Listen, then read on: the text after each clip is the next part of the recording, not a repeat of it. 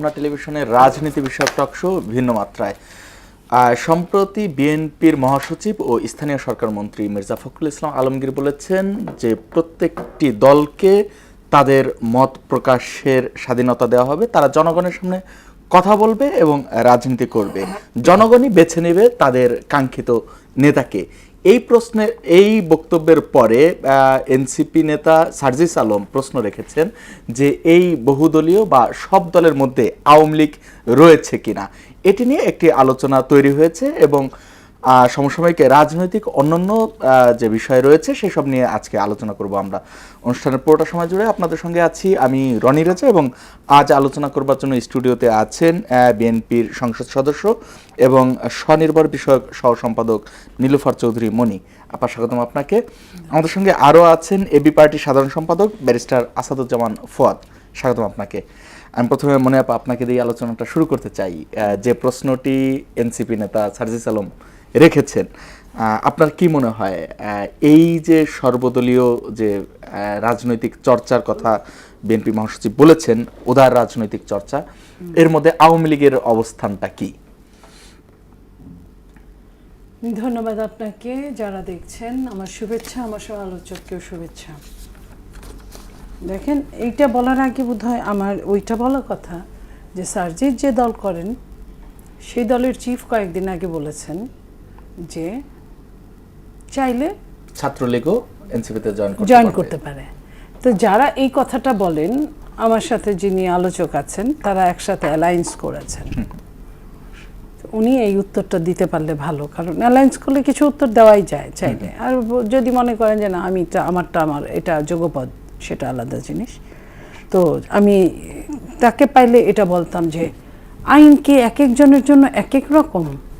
মহাসচিব যে কথাটা বলেছে দলগুলোকে মত প্রকাশের স্বাধীনতা দিতে হবে, দিচ্ছে বিএনপি। দলের অনেকেই অনেক রকম কথা বলছে। আপনি দেখেন খোদ প্রধানমন্ত্রীর নামে সবগুলো দল থেকেই ন্যায়সঙ্গত সমালোচনা সেটা করতেই পারে, অন্যায় সমালোচনাও করছে। অন্যায় মানে যেটা চালে ডালে সিদ্ধ হয় না, গ্রামে একটা কথা বলে, এরকম নোংরামও করছে। অনেকেই তার বিকৃত ছবি ছাড়ছে, উনি আবার মাননীয় প্রধানমন্ত্রী ওটাকে আবার শেয়ার দিচ্ছেন। তো এর চেয়ে বড় তো আপনার মত প্রকাশের স্বাধীনতা আর কখনো থাকবে কিনা, কারণ অন্তর্বর্তী সরকারে ছিল না। আমরা সাংবাদিকদের অ্যারেস্ট করতে দেখেছি। হতে পারে প্রো আওয়ামী লীগের সাংবাদিক, হতে পারে প্রো বিএনপি সাংবাদিক, হতে পারে প্রো জামাতের সাংবাদিক। আমার কথা হলো যে প্রো তুলে দিতে গেলেও কিন্তু একটা সময় লাগবে, আমার আপনার নিরপেক্ষতার দরকার পড়বে। তো সেইখানে আমরা দেখি নাই অন্তর্বর্তী সরকারের সময়, বিএনপির এই সময় কিন্তু দেখা যাচ্ছে অনেক রকম। এমনকি মাননীয় প্রধানমন্ত্রী রাজনীতি করেন, তার বউ মেয়ে কিন্তু রাজনীতি করেন না, কেউ বলতে পারবে না। তার বউ মেয়ে নিয়েও কিন্তু বাজে কথা বলছে বিভিন্ন ভাষায়। তো সেইখান থেকে আমরা বলতে চাই যে এর চেয়ে বেশি উদারতা আর কীভাবে দেখানো যাবে। তার চেয়ে বরং এই কথাটাই আসি, হাদিকে যে মেরে ফেললো, যে গুলি করলো, সে একদম কি বলবো, এটা আলোচিত ছাত্রলীগের সঙ্গে ছিল, সাবেক নেতা। হ্যাঁ, সাবেক ছাত্রলীগের, এবং কি আপনার ডাকাতি করা থেকে শুরু করে অনেক কিছু তার কাছে রিপোর্ট ছিল। তার ওই ছেলেটা কিন্তু 5 আগস্টের পরেও চাঁদাবাজির দায়ে গ্রেফতার হয়েছিল। আমি সেটা 5 আগস্টের পরে কি আওয়ামী লীগের হয়ে চাঁদাবাজি করার সুযোগ ছিল? মানে সে কোন শিবিরে ভিড়ে গেল ইসের পরে, 5 আগস্টের পরে কোন শিবিরে ভিড়ে গেল, এটাই তো আমাদের কথা। আমরাও বলি, সেটাও আমাদের কথা। কিন্তু যে ছেলেটা একদম এত নাম করা অনাম করা না সন্ত্রাসী, সেই ছেলেটা ইনকিলাব মঞ্চের খুদ হাদির সঙ্গে মিশে গেল। হাদি কিন্তু মিশে যাওয়ার সময় এমনি কিন্তু আওয়ামী লীগের সমালোচনা প্রত্যেকেই করছে সিরিয়াসলি, কোনোভাবে আওয়ামী লীগকে আসতে দেওয়া যাবে না। কিন্তু দেখেন, কথা বলা একরকম আর করা একরকম। কতটা বিশ্বাস করছে যে তাকে অনুসরণ করে করে একসাথে কথা বলতে বলতে যাচ্ছে, একজন রিক্সায় একজন হুন্ডায়। এরকমই তো ঘটনাটা ঘটেছে। না, এর আগেও নির্বাচনী প্রচারণায় খুব ঘনিষ্ঠভাবে তারা, এবং অনেকখানে সে পয়সা দিয়েছে। এখন কে পয়সা দিল তার খোঁজ খবর, এই জন্যই আমরা বড় দলের কথা বলি, খোঁজ খবরটা নেওয়া দরকার ছিল। আর এখন তো সরাসরি আপনার নাহিদ বলেছেন, তাহলে তারা বলছে একরকম, আবার অন্যের ব্যাপারে কথা বলছেন আরেক রকম। আমরা তো আওয়ামী লীগ নিয়ে ওরকম কোনো কাজ করছি না ওরকমভাবে, বরং তারা যেটাকে মৌখিকভাবে আপনার নির্বাহী প্রধানের কথায় নিষিদ্ধ করেছিল বা স্থগিত করেছিল, যেটাই হোক এখন স্থগিত আছে, সেটাকে আইন পাস করে প্রশ্নটা ওইখানেই আসে যে অন্যরা যেটা বলেছেন, নাহিদ ইসলাম বলেছেন যে যদি ছাত্রলীগের কেউ অপরাধী না হয় তিনি দল ত্যাগ করে এসে এনসিপির হয়ে গেল, যেমন বিএনপি থেকে অনেক এনসিপিতে জয়েন করেছে, তখন তো সে এনসিপির নেতাই, কিন্তু দল ছেড়ে আসা। না না, তারাও তো ছাত্রলীগে ছিল, এই জন্য তারা ওইটা বলতে পারে খুব সহজেই, তারা তো ছাত্রলীগ করেছে। তো এখন আপনি তারা কি ছাত্রলীগ থেকে পদত্যাগ করে আসছে? এখন তারা বলছে আমরা মনে মনে অন্য দল করেছি। এই যে গুপ্তের প্রশ্নটা আসে, গুপ্তটা তো এইভাবেই হয়েছে, তারা নিজেরাও গুপ্ত। তাহলে আপনার মনে করেন যে এখন যদি বলে সমস্ত ছাত্রলীগ আওয়ামী লীগ সব গুপ্ত ছিল, তাহলে সবাইকে আমরা নিয়ে নিলাম, তাহলে আর স্থগিতের প্রশ্ন আসে কেন? আচ্ছা, সবাই যদি চলে আসে অটো তো এমনি পার্টি স্থগিত হয়ে থাকে না, রাইট, থাকে না, স্থগিতের প্রশ্ন আসে কেন? তো এই কথাগুলো আপনার জন্য আইন একরকম, আমার জন্য আইন একরকম, দুটো তো হইতে পারে না। আচ্ছা, এটা ভালো বলেছেন। আমরা ব্যারিস্টার ফুয়াদ ভাই আপনাকে একটু শুনি যে আপা যে প্রশ্নটি রেখেছেন যে যদি সবাই এইভাবে ফ্রেশ হয়ে আসতেই পারে অন্য দলে, তাহলে তো আর স্থগিতের দরকার হয় না আওয়ামী লীগের। আপনি কিভাবে দেখছেন? সব মিলিয়ে আমি বলছিলাম মহাসচিবের যে বক্তব্য। ধন্যবাদ। প্রথম কথা হচ্ছে যে আপনার আওয়ামী লীগ বাংলাদেশের রাজনীতিতে ফিরছে না। এখন প্রশ্ন হচ্ছে যে ফিরছে না, কিন্তু তার তো একটা বিশাল ভোট ব্যাংক আছে যেটাকে তো কেউ না কেউ খেতে চায়, তার তো একটা বড় কেকের পিস আছে।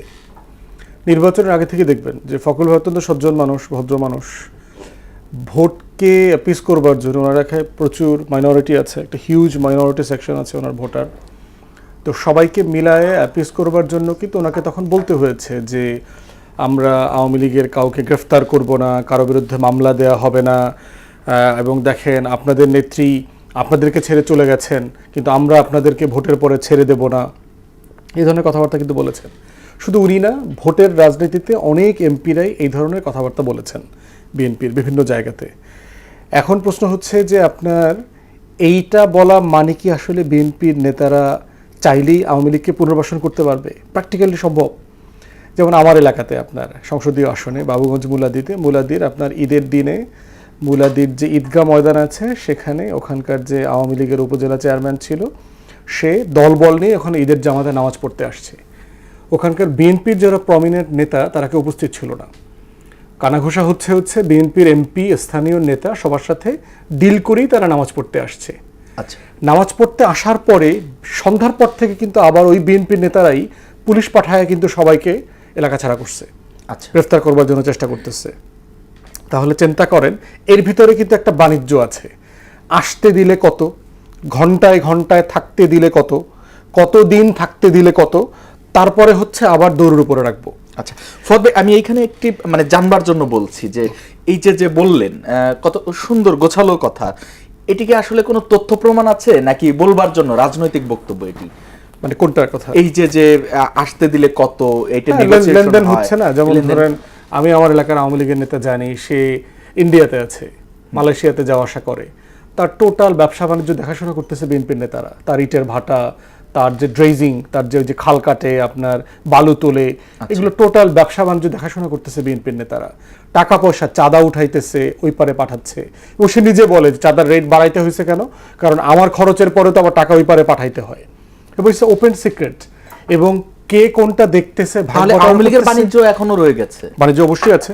আপনি যদি আমার দেশে দেখেন, আপনি টোটাল কুইক রেন্টাল বিজনেস এখন পর্যন্ত ইন্টারিমের পুরো সময় জুড়ে এবং এখন পর্যন্ত টোটাল আমার বিদ্যুৎ খাতের ব্যবসার সবচেয়ে বড় বেনিফিশিয়ারি কারা? ওই আওয়ামী লীগের লোকজনই কিন্তু।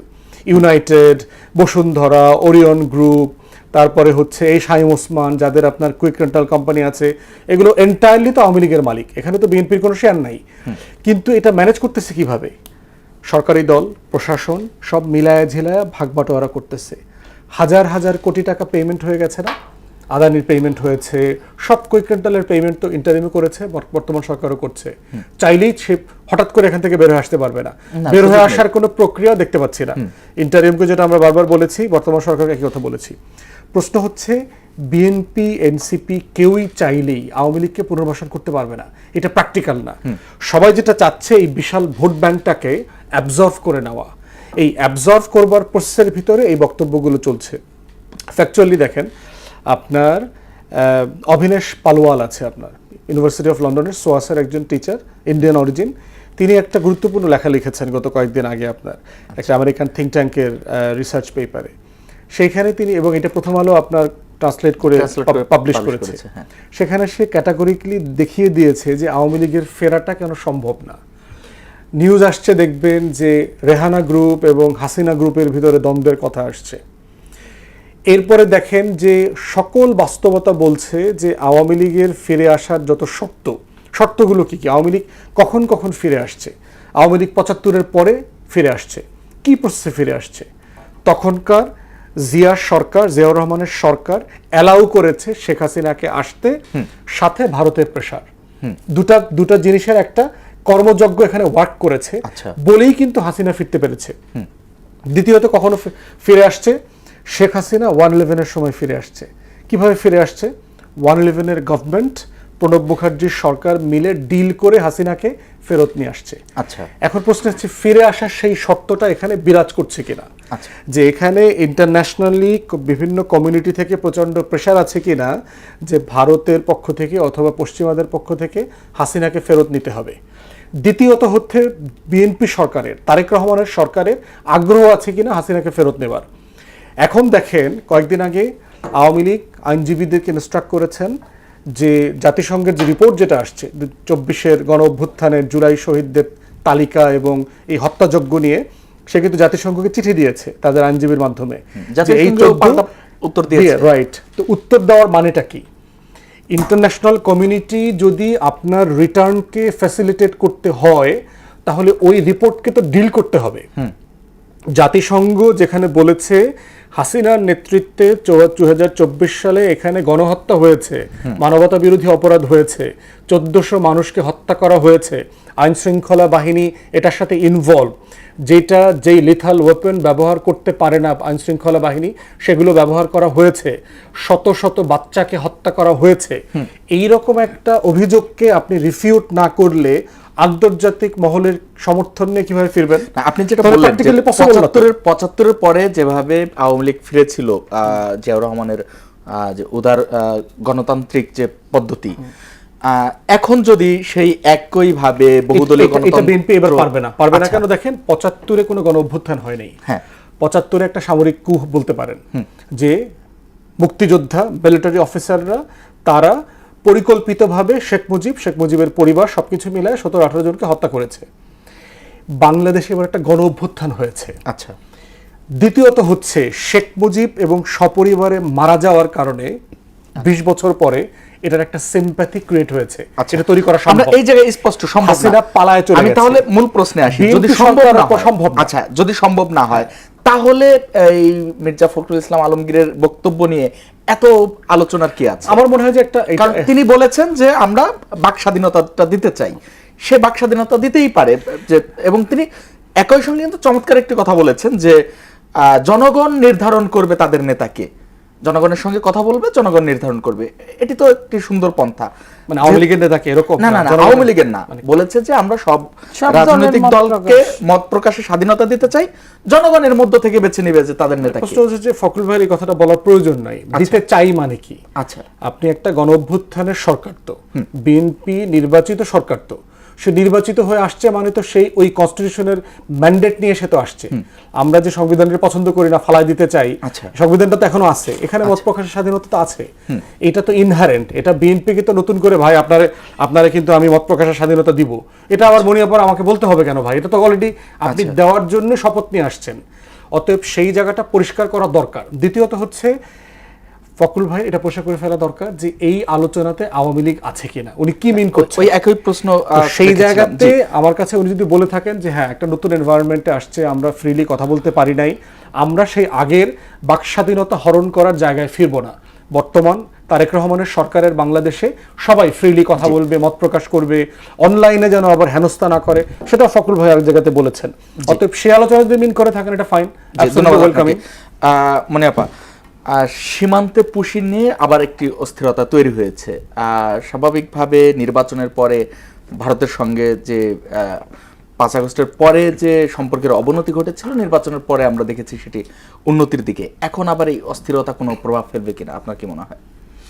দেখেন, ভারত তো নতুন কিছু এটা করছে না। এই যে পুশিং বলেন, এই যে ভারতের ফায়ারিং বলেন, সীমান্ত হত্যা বলেন, এগুলা তো তাদের একটা পুরানো মজ্জাগত হয়ে গেছে। আচ্ছা, এখন মনে করেন বিজেপি পাশ করেছে, আপনি দেখেন কত দুঃখজনক এই জিনিসটা। আপনার বর্ডার এরিয়ায়, বাংলাদেশের বর্ডার এরিয়ায় সব জায়গায় বিজেপি পাশ করেছে, বাংলাদেশের বর্ডার এরিয়ায় সবচেয়ে জামাত পাশ করেছে। এই যে দেশের মঙ্গলটা যে মানুষ না চায়, সে মানুষের মধ্যে পড়ে না। আমি জানি যে আমার এটা হইলে আমার সেই লোকটা আমার একদম সব কিছু নিয়ে যাবে, তারপরেও আমি এটা করলাম। তাহলে এই জায়গাটায় তারা তো আগেও 71-এও দেশের মঙ্গল চায় নাই, এখনো দেশের মঙ্গল চায় না। আমি এই কথাটাই শুধু বলতে চাই। আপনি অনেকগুলো অপরাধ করেন, আমাকে আপনি অ্যাটেম্প টু মার্ডার করেন, মানে বাইচা রাখা পর্যন্ত রাইখা দেন, অ্যাটেম্প টু, সেটাও বোধহয় আমি ক্ষমার দৃষ্টিতে দেখতে পারি। মারা গেলে তো আর ক্ষমা করতে পারবো না, আমি ওইটার কথা বলছি। বাট আপনি রাষ্ট্রকে নিয়ে খেলা করেন, এটা আমি মানতে পারি না। কারণ এটা হচ্ছে আমার দেশ, এটা আমার এই যে সীমান্ত এরিয়ায় যে জামাত, বাংলাদেশের সীমান্ত নিয়েই বলছি, যে সীমান্ত এরিয়ায় জামাত জিতেছে, সীমান্ত এরিয়ার ভোটাররাই তো চেয়েছে নাকি? আমি ভোটাররা যেভাবেই চাক, এখানে একটা কনস্পিরিয়েসি থাকে। আপনি কনস্পিরিয়েসিটা আপনি নিজেও বুঝবেন। আচ্ছা, এটার জন্য রকেট সায়েন্স পড়তে হয় না। হ্যাঁ, এইখানে একটা কাহিনী আছে। সীমান্তের ভোটের কিন্তু অনেক রকম একটা হিসাব আছে। আপনি দেখেন, আওয়ামী লীগের সময় আপনার সাতক্ষীরা, তারপরে ঝিনেদা, এইসব জায়গাগুলোয় পুরুষ শূন্য ছিল। কিছু কিছু জায়গায় এরা কোথায় ছিল? এরা তো পাশের দেশেই আশ্রয় নিয়েছিল, তাই না? তো এরা ওইখানে রাজনীতি আশ্রয় নিয়ে, ওদের কিন্তু এরকম বাড়ি আছে অনেকের, ওই পাশেও একটা বাড়ি আছে, এই পাশেও একটা বাড়ি আছে, অনেকের আছে।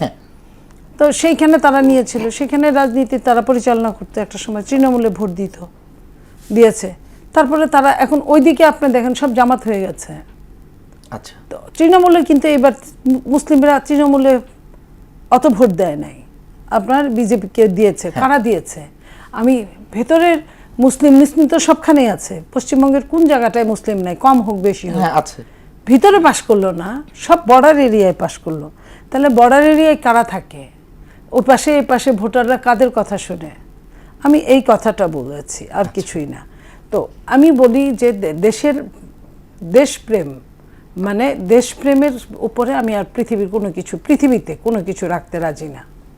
তো দেশপ্রেমটা যাদের নাই, তাদের নিয়ে তো কথা বলার, অথচ তারা রাজনীতি করে, অথচ দেশের মঙ্গল চান না। এই যে আজকে দেখেন বাংলাদেশে, এইটুকু একটা দেশে প্রায় 20 কোটির মতো মানুষ, যে দেশে আপনার 12 কোটির উপরে ভোটার, 12 কোটির উপর ভোটার থাকলে একটা ভোটার, আপনি মনে করেন বেশিরভাগই তো 2 সন্তানই এখন। তো 2 সন্তান হলে 12 কোটির ওপর ভোটার, তারপরে ধরেন 2 সন্তান, কাজের লোক, আরও যারা আছে, এরা সব ছোট, এরা ভোটার না। তার মানে কি 2 জন মানুষের জন্য আরো 2 জন, তাহলে আরো 12 কোটির মতো আপনার নন ভোটার।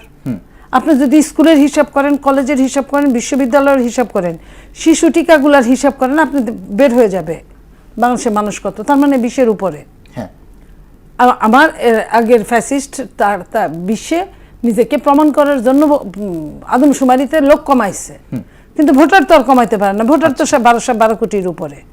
তো যে দেশের এই অবস্থা, 56,000 বর্গ মাইল আপনি হিসাব করেন, খুঁজে পাবেন না, অনেক দখল হয়ে গেছে। তা আপনি এইটুক জায়গার মধ্যে এত মানুষ, তার উপর আসছে আপনার রোহিঙ্গারা আপনার বছরের এই মাথায় 2টা বাচ্চা হয়। মূল জায়গায় আসতে চাই, সেটি হলো আমি বলি, শেষ করি একটু।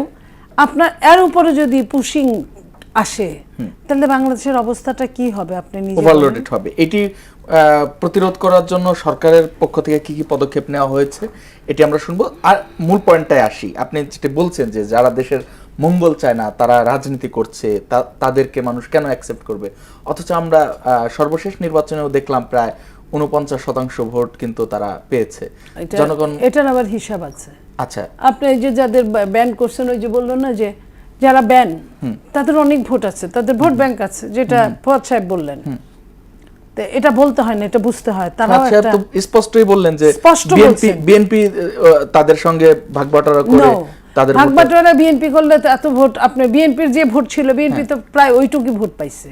আচ্ছা, আপনার বিএনপির ভোটের এদিক ওদিক হয় নাই। আচ্ছা, বিএনপির ভোট তো বাড়ার কথা, কমার কথা না, কারণ বিএনপি এত এই অত্যাচারের মধ্যে বিএনপি মাথা তুলে দাঁড়ায় ছিল। প্রশ্নটা কি এইভাবে করতে পারি যে বিএনপি নিজেদের ভোট যেটা মনে করত বা হিসাবে যেটা ছিল ইতিপূর্বে, সেটি তো জামাত সহ ছিল, যে একটি আসনে বিএনপির প্রার্থী ভোট পেয়েছে, সেটি তো ওইখানে তো জামাতের ভোটও ছিল, যেহেতু জামাত এখন, তাহলে আপনি যুক্ত বলি, ছিল। তাহলে আপনার কথা যোগ করি, জামাত এখন যে ভোট পাইছে আর বিএনপির ভোট মিলান, বাপরে বাপ এত ভোট, তাহলে ভোটটা এই ভোট কোথা থেকে আসলো? জামাত কি এতগুলা ভোট পাইছে? এতগুলা ভোট আছে, জামাত জানে তার কতগুলা লোক আছে, বুঝছেন? এটা এমনিই বোঝা যায়। এর উপর আবার আপনার মনে করেন যে বিএনপিকে যদি আওয়ামী লীগ ভোট দিয়ে থাকে, সেটা চোখ বন্ধ করে যারা ভোট দিছে, আওয়ামী লীগের যেটি হিন্দু আছে, এই হিন্দুরা ভোট দিছে, আমি এটা স্বীকার করি। আচ্ছা, হিন্দুরা জামাতকে ভোট দেয় নাই, মুসলমানরা বিএনপিকে ভোট দেয় নাই।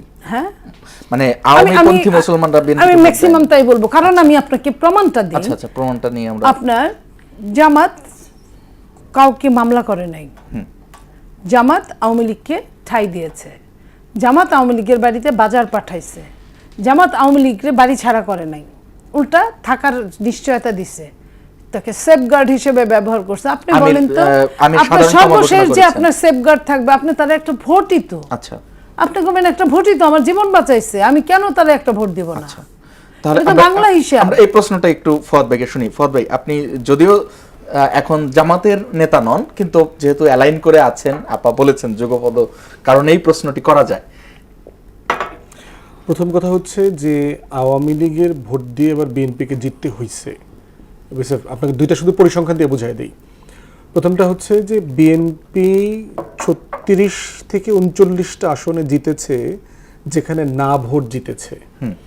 যেমন ধরেন 3টা পার্বত্য জেলা, ফরিদপুর, গোপালগঞ্জ, মাদারীপুর, শরীয়তপুর, যেগুলোকে ধরে নেওয়া হয় ঐতিহাসিকভাবে আওয়ামী লীগের হার্টল্যান্ড। এখানে জামাত জোট 1-2টা সিট পাইছে, বাট মেজরিটি সিট পাইছে হচ্ছে আপনার বিএনপি। তাহলে এই যে 36টা সিটে বিএনপি ধানের শীষ জিতলো, আবার না ভোট জিতলো, দুইটা তো একসাথে যায় না, কারণ তারেক রহমান তো হ্যাঁ ভোট দেওয়ার জন্য বলেছে। তাহলে এই ভোটগুলো আসলে কাদের ভোট? কাদের ভোটে বিএনপি জিতেছে? প্রথম প্রশ্ন। দ্বিতীয় হচ্ছে, দেখেন আপনার গণভোটে হ্যাঁ ভোট পেয়েছে 4,82,83,83 এরকম হবে, ধরেন 5 কোটি, হিসাবের জন্য 5 কোটি ধরে নেই। এর ভিতরে ধরেন জামাতের ভোট আছে 2,87,00,000, জামাত জোট 3 কোটি ধরেন। তাহলে জামাত জোট অ্যাক্টিভলি হ্যায়ের পক্ষে কাজ করেছে। এভিডেন্স ওয়াইজ যত এভিডেন্স আছে, বিএনপির থেকেও বেশি অ্যাক্টিভলি প্রচারণাতে হ্যাঁ ভোটের ক্যাম্পেইনটা জামাত জোট বেশি করেছে। তাহলে এখন বাকি 2 কোটি ভোট তো বিএনপি থেকে আসছে। 5 কোটির হ্যাঁ ভোটের 5 কোটির 3 কোটি যদি জামাত জোট থেকে আসে, 2 কোটি ভোট বিএনপি থেকে আসছে। বিএনপির ভোট কত? 3,76,00,000। তাহলে এই 3,76,00,000 থেকে বিএনপিকে হ্যাঁ ভোট দিয়েছে এখান থেকে 2 কোটি। আচ্ছা, তাহলে এই 1,76,00,000 কারা? এই ভোটাররা হচ্ছে ওই যেখানে বিএনপি জিতেছে কিন্তু আবার না জিতেছে, এটা বিএনপির সাথে আমি এই কারণে সম্পর্ক করে বলি। আচ্ছা, এই যে হিসাবটা উনি যেটা দিলেন, এটা একদম ভুল। বিএনপি, জনাব তারেক রহমান আমাদের মাননীয় প্রধানমন্ত্রী, উনি বলেছেন আপনারা হ্যাঁ তো ভোট দিবেন, কিন্তু উনি বাধ্য করেন নাই। উনি কাউকে বাধ্য করেন নাই। বিএনপির অনেক লোক, আমি এটাই বলতে চাচ্ছিলাম যে ফুয়াদ ভাই আপনি বলে গেলেন যে জামাত অ্যাক্টিভলি বিএনপির চেয়ে অনেক বেশি হ্যার পক্ষে কাজ করেছে, বিএনপি অত গুরুত্ব দিয়ে করেনি। কিন্তু তো যদি বিএনপি স্বাভাবিকভাবে নরমাল প্রচারের কারণে, তো স্বাভাবিকভাবে বিএনপির সমর্থকরা সবাই হ্যাঁতে ভোট দেবে না, এটাই স্বাভাবিক। তাহলে তো এই ভোটগুলোকে না মানেই আপনি আওয়ামী লীগকে দিয়ে দিবেন, সেটা বা কিভাবে হয়? জেলা, আমি আপনাদের আরেকটা কথা বলি। আচ্ছা, এই জেলাগুলোতে কখনো এইটা আপনি যেটা বলছেন এটা চরম ভুল। এই কারণে আমি নাম বলতে চাচ্ছি না। বহু বিএনপি আছে আমি যত জানি, তারা কেউ হাতে ভোট দেয় নাই, কেউ দেয় নাই হাতে ভোট। তাহলে আপনি বিএনপির আওয়ামী লীগের এটা বলতে পারেন না, বরং আপনি জামাতের ঘরে হাত দেন, আওয়ামী লীগ ওইখানে আছে, ভোটটা হয়তো নাই দিয়েছে, না তো অনেক ভোটের না আপনার ভোট আপনার 6 কোটি লোক ভোট দেয় নাই, আর 3 কোটি লোক নাতে ভোট দিয়েছে, তাহলে 9 কোটি লোক আপনার নাতে ভোট দিয়েছে ধরে নিন। 6 কোটি লোক তো ভোট দিতেই যায় নাই। তা এখন আপনি যে কথাটা বললেন সেই কথাটা আমি বিএনপির ব্যাপারে বলছি, বিএনপি যেটা সালাউদ্দিন সাহেব বলছেন আমাদের উপায় ছিল না, এটা লুকানোর কিছু নাই, বলেই ফেলছেন আমাদের উপায় ছিল না। উপায় না থাকার কারণে 4টা প্রশ্নের একটা হ্যাঁ ভোট দিবে বিএনপি, এত বোকা না। আচ্ছা, উপায় না থাকলে আপা এইটা জনগণের সাথে মানে ঠিক আচরণ হলো যে উপায় নেই কারণে জনগণকে বললেন হ্যার পক্ষে, জনগণ ওইটা ভেবেই বিএনপিকে ভোট দিল। পরবর্তীতে আপনার কিছু কিছু মোমেন্ট আছে, মুমূর্ষু রোগীর জন্য সবকিছু হালাল। আচ্ছা, মুমূর্ষু রোগীর জন্য বাংলাদেশ পুরাটাই মুমূর্ষু ছিল। একটা নির্বাচনের কতটা প্রয়োজন ছিল আপনি এই 3 মাসে নিশ্চয়ই বুঝেছেন। আপনি ইন্টারিম গভর্নমেন্ট কি কি করেছে, কি কি করতে পারতো আর কোনখানে যেতে পারতো, এটা আপনি বুঝেছেন। আজকে এই 3 মাস যাবত আপনি এটা বুঝেছেন যে ভাঙা ফ্যাক্টরিগুলো খোলার পায়তারা হচ্ছে, বিদেশিরা আসছে, তারা লগ্নি করার জন্য চেষ্টা করছে, হ্যাঁ বলছে, স্বীকার করছে। এই জিনিসগুলো তো কোনোভাবেই হতো না। নির্বাচন প্রয়োজন ছিল, এটি নির্বাচন প্রয়োজনের জন্য যখন পুরাটাই নির্বাচনটাই হতে দিচ্ছিল না ইন্টারিম সরকার নিজে সহ, জামাত নিজে সহ, তখন যদি ওইটা জনপ্রিয়তা ছিল, বিএনপি তো জনপ্রিয়তা দিয়েই 2/3 মেজরিটি পেয়েছে, তাই না? এই পরিমাণ জনগণের সমর্থন নিয়ে শুনেন, জনপ্রিয়তা এক জিনিস, নির্বাচন না দিয়ে পারতো। আমি আপনাকে একটা কথা বলি, ইখতিয়ার উদ্দিন মোহাম্মদ বিন বখতিয়ার খলজি 1756 সম্ভবত বা তার উপরে, তখন আপনার বাংলা বিহার উড়িষ্যার 17 জন অশ্বারোহী নিয়ে বাংলা বিহার উড়িষ্যা 1204 জয় করেছিল, ঠিক আছে? মানুষ কি বাংলা বিহার উড়িষ্যাতে কম ছিল? লক্ষণ সেনের কি লোকজন কম ছিল? সে কিন্তু পেছনের দরজা দিয়ে পালিয়ে গেছে। সব মানুষ থাকে, কিছু মানুষ থাকে, কিন্তু সবাই কিন্তু জ্বালাও পোড়াও করতে পারে না ওইভাবে। বিএনপি জ্বালাও পোড়াও করতে পারে না। বিএনপি সিস্টেমেটিক ওয়েতে গণতন্ত্র রক্ষা করতে পারে, গণতন্ত্রের আন্দোলন করতে পারে। টুকটাক আপনারা বলেন চাঁদাবাজি, টুকটাক বলেন দুষ্টামি করতে পারে, আমি অস্বীকার করব না। বাট বিএনপি এই যে মানুষকে মেরে ফেলা, রক কেটে ফেলা, এইসব বিএনপি পারে না।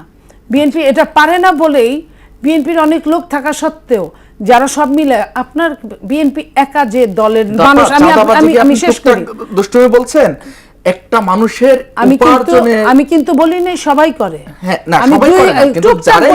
টুকটাক আমি মানুষকে বুঝাইছি, টুকটাক আমি কোনো চাঁদাবাজিকে টুকটাক বুঝাইনি, মানুষকে বুঝাইছি, ঠিক আছে? তো এই মানুষ টুকটাক মানুষ চাঁদাবাজিও করে, আমি এটা বুঝাইছি। আপনার এই কাহিনীতে কি হয়েছে, কি হয়, বিএনপি আপনার আন্দোলন মামলা খাইতে পারে, বিএনপি আন্দোলন করতে পারে, বিএনপি মার্ডার হইতে পারে, বিএনপি গুম হইতে পারে। আপনার যতগুলা দল ছিল সবগুলা দল একখানে করেন, যারা সংস্কারের কাজ করছে না, বিএনপির একখানে করেন, অর্ধেকের অর্ধেক, তার অর্ধেক লোক হবে না। কিন্তু বিএনপি জানে সবগুলা মিলে আপনিও বলবেন, ফুয়াদও বলবেন যে আরে বিএনপি একটা দল আর আমরা তো 30টা দল, বুঝেন আপনি, দল তো 30টা, আমাদেরও নিবন্ধন আছে, বিএনপিরও নিবন্ধন আছে। তখন আপনি গণতন্ত্রের যদি চর্চা করতে যান, গণতন্ত্রের কথা বলতে চান, বিএনপি 3 কোটি মানুষ আর আপনার 3000 মানুষ, এটা কিন্তু ধরবে না। ধরবে আপনার রেজিস্টার একটা দল, আমিও একটা রেজিস্টার দল, তাহলে সেইখানে যদি 29টা বা 20টা বা 10টা 15টা এরকম রেজিস্টার, কারণ যারা এই অন্যায়টা করার পায়তারা করেছিল তারা কিন্তু নিজেরা তাদের প্রয়োজন অনেকগুলা গুপ্ত দল বানিয়ে রেখেছে, যাদেরকে কিনা এই কৌশলের বিকল্প আর কোনো কিছু ছিল না। ধন্যবাদ আপনাকে। ফদ ভাই, আপনার একটি ফেসবুক পোস্ট গতকালকে, আমরা সীমান্ত অস্থিরতা নিয়েও যেহেতু আলোচনা করছি, আপনি পোস্ট করেছেন 2 জন মন্ত্রীর, একজন সাবেক পররাষ্ট্রমন্ত্রী আওয়ামী লীগ সরকারের আব্দুল মোমেন, ওনার একটি বক্তব্য এবং বর্তমান স্বরাষ্ট্রমন্ত্রীর একটি বক্তব্য আপনি পাশাপাশি করে পোস্ট করেছেন। দুজনের বক্তব্য প্রায় এক সীমান্ত হত্যা নিয়ে, যে বলেছেন যে বর্ডার ক্লিং এখন যেটা হচ্ছে, এটাকে বর্ডার ক্লিং বলা যায় না, এটি হচ্ছে অভ্যন্তরীণ ক্লিং, বা এটিকে ভারতই বলবে যে তারা কিভাবে করছে। আমার প্রশ্ন হলো যে যেহেতু দুই মেরু রাজনৈতিক দলের 2 জন মন্ত্রী, 2 সময়ের 2 জন মন্ত্রীর বক্তব্য কাছাকাছি, তাহলে কি মানে ওইখানে গেলে যে বাস্তবতাটা বোঝা যায়, আমরা সাধারণ জনগণ কি ওই বাস্তবতাটা বুঝতে পারি না বা দেখতে পারি না, এরকম কিছু কিনা? এটা উত্তর দিচ্ছি, মনি আপাকে একটু রেসপন্ড করি। সেটা হচ্ছে যে আমার কাছে কখনোই মনে হয় নাই যে ইউনূস সরকারের নির্বাচন দেওয়ার ব্যাপারে আন্তরিকতায় কোনো ঘাটতি ছিল। আপা ওনার কথা কিন্তু ইঙ্গিত দিয়েছেন ইউনূস সরকারের ক্ষমতার ব্যাপারে। প্রফেসর ইউনূস যদি না চাইতেন ফেব্রুয়ারি মাসে নির্বাচন বিএনপি আন্দোলন করে আদায় করতে পারতো না।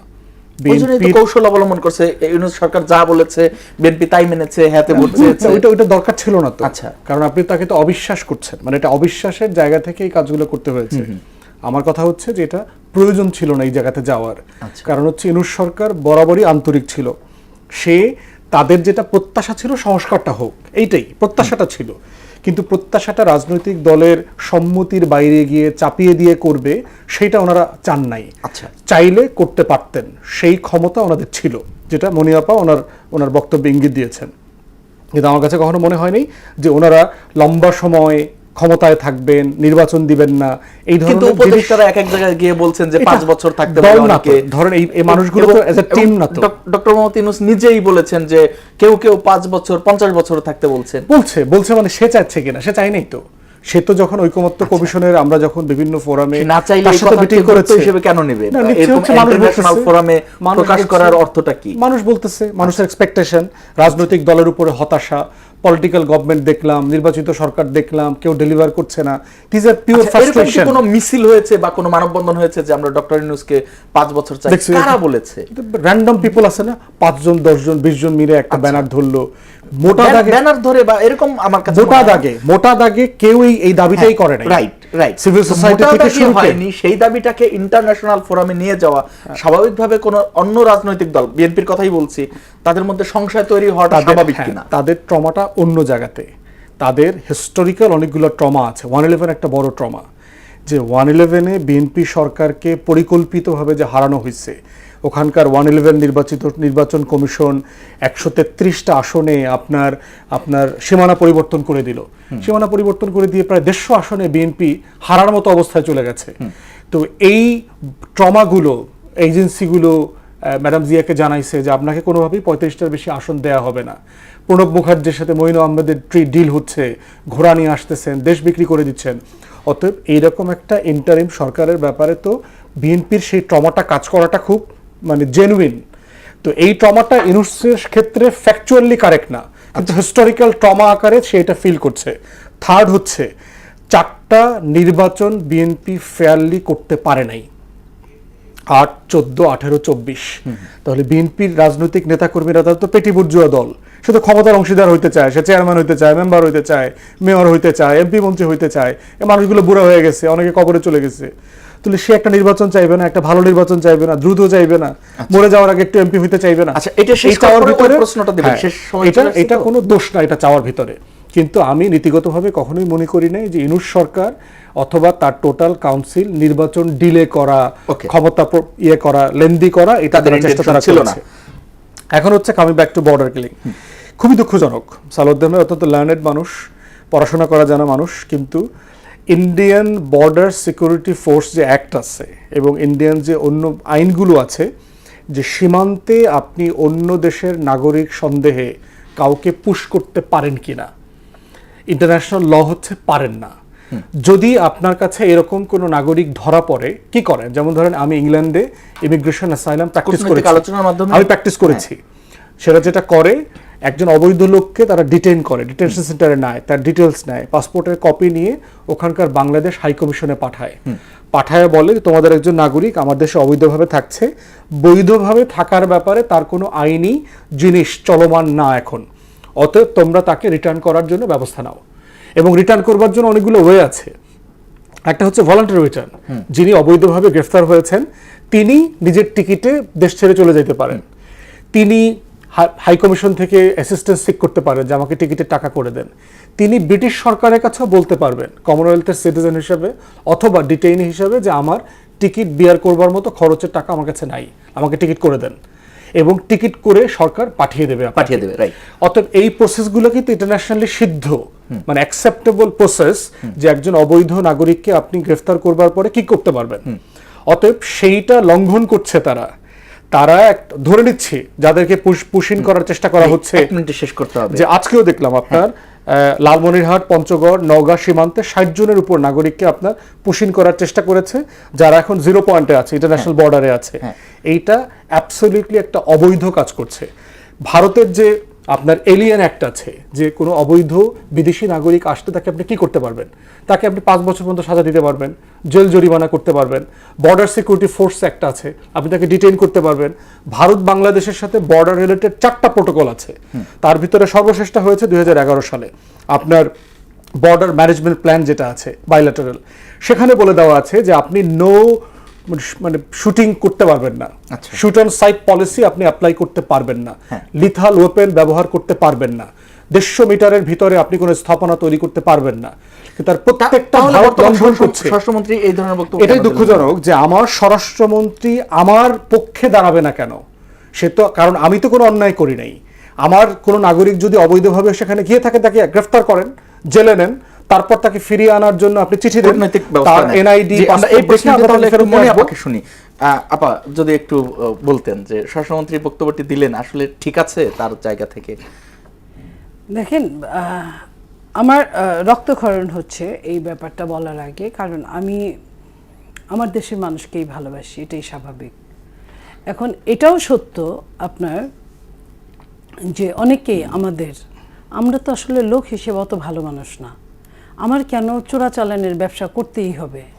এই চোরাচালানের ব্যবসাটাই তো মেন এই জায়গাটাকে, যেটা কিলিংটার কথা, সেইখানে চোরাচালান করতে গিয়ে অনেক সময় ভারতের ভেতরে তারা ঢুকে যাচ্ছে। যে কথাটা সেই দিনও আওয়ামী লীগের সময় পররাষ্ট্রমন্ত্রী যেটা বলেছিল, এটাও ঠিক ছিল। আমরা প্রতিবাদ করেছি, আমরা এখনও প্রতিবাদ করি। আমি এখনও এটা বলি যে এটার অর্থ কিন্তু মেরে ফেলা না। আপনি কি করতে পারেন? আপনি অ্যারেস্ট করতে পারেন। আমি যদি যাই, আপনি আমাকে অ্যারেস্ট করতে পারেন, আপনি আমাকে ফেরত দিতে পারেন, আবার আপনি আপনার ওইখানে জেলও খাটাতে পারেন, তাই না?